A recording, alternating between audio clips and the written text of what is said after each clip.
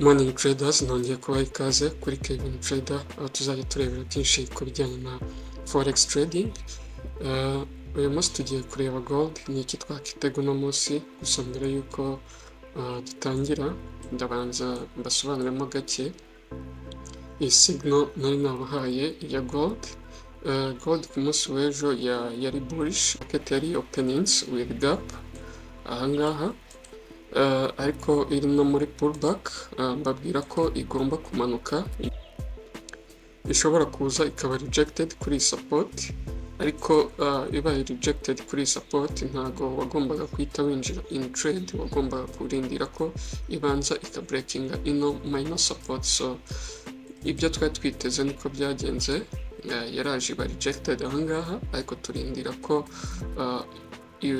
turindira ko ibreakinga ino kano ka minor support igafungira hejuru ikamanuka for retest, kugira ngo twizere ko igiye ku continuinga. So ahangaha niyo yasiba entry yacu after creating support kuri 15 minutes. Next candle ibreakinze highs, iyi previous candle niyo twahise twinjira tutargetinga ino highs. So we made 67 pips. I hope ko namwe mwabashije gukacinga ino trade. Ndikumva ubu ngubu rero twatangira analysis zacu tukareba gold niki twakitega uno munsi. Gusa mbere y'uko dutangira nk'ibisanzwe, reka tubanze turebe news dufite uno munsi, ibyo bidufasha mu decision kumakinga nk'umutrader. So no munsi news dufite zifite 3 stars cyangwa se zishobora kugira impact mu isoko. Ni durable goods order iri bube saa 9 n'igice. Indi ni CB customer confidence iri bube saa 11 za nimugoroba. Iyi ni amasaha yo mu Rwanda. Ni news zitagira impact nini cyane, gusa isoko rishobora kuba riri very volatile. So nk'ibisanzwe rero reka dutangire kuri daily time frame turebe n'iki twakitega kuri uyu munsi. So nk'uko mubibona market iracyari bullish nk'ibisanzwe. Last week n'uyu munsi market yari bullish kuko iri kugenda making high highs, higher lows, higher highs, higher lows, highs, higher lows, higher highs. Ishobora kuza ikamakinga higher lows nanone ikabona gukomeza kujya hejuru. So ahangaha turahabona resistance, strong resistance ya gold yananiwe ku breakinga, ariyo iyi candle ni ya Friday yaje ikora test yayo iba rejected, cyangwa se yaje touchinga kuri iyi resistance iba rejected. So candle y'ejo yafunze iri bearish, so very high chance ko ishobora kuza gutestinga ino level of support iri ahangaha. Tuyadjustinga neza, ishobora kuza gutestinga ino level of support. Aha dushyireho red box indicatinga ko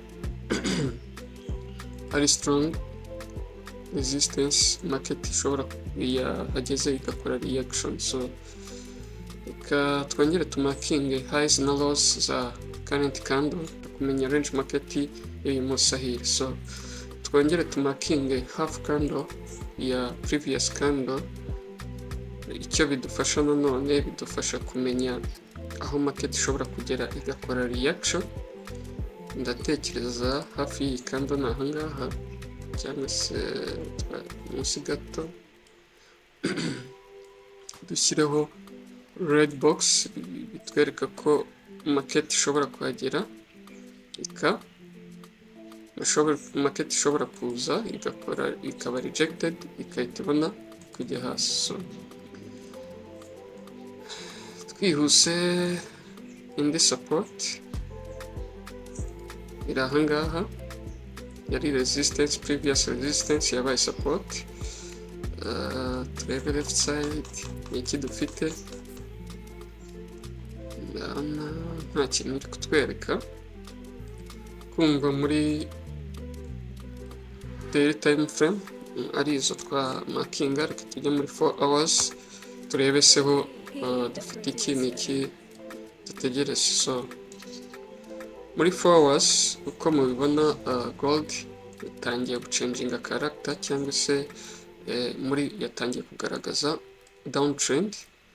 Nkuko mubibona ahangaha hari break of structure byerekana ko market yatangiye kujya muri downtrend. So twongere tumakinge support and resistance muri 4 hours.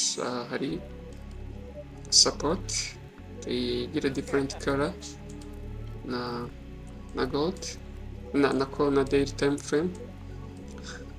Ahangaha tukabona kandi ga support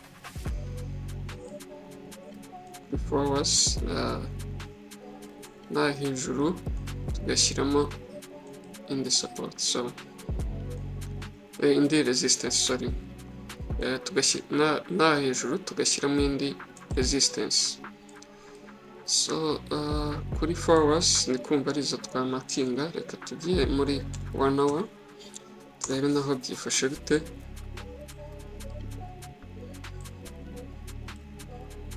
Nk'uko twabibonye muri 4 hours twabonye ko market yatangiye guhindura direction, ubu iri kujya muri itangiye kujya muri downtrend kuko iri kugenda making lower low, lower high, lower low, ushobora kuza kumakinga lower high ikabona kumanuka. So ndabona muri daily time muri 1 hour support resistance twamakingamo usibye ino resistance. So tuyigire white, ubundi tugiye muri 30 minutes turebe n'iki twaza gukora cyangwa se n'iki twakitega. Okay.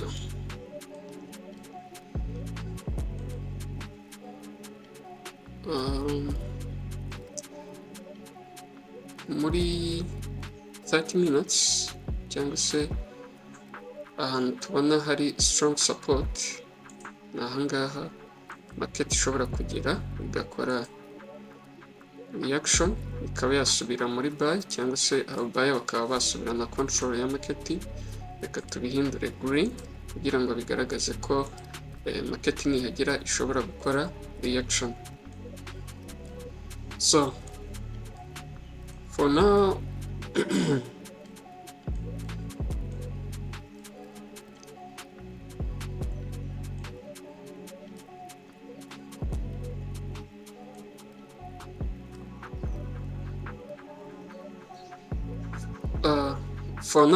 isoko riri muri range cyangwa se riri muri iyi zone ariyo twakita no trading zone. Kandi bashyirireho no zone. So iyi ni no trading zone, biri very risky ko wahatradinga. Ikintu ugomba gutegereza uko market yakora breakout ikaba yari testing ino resistance yacu ikaba rejected, tukabona gukomeza hasi cyangwa se tugakomeza muri sell.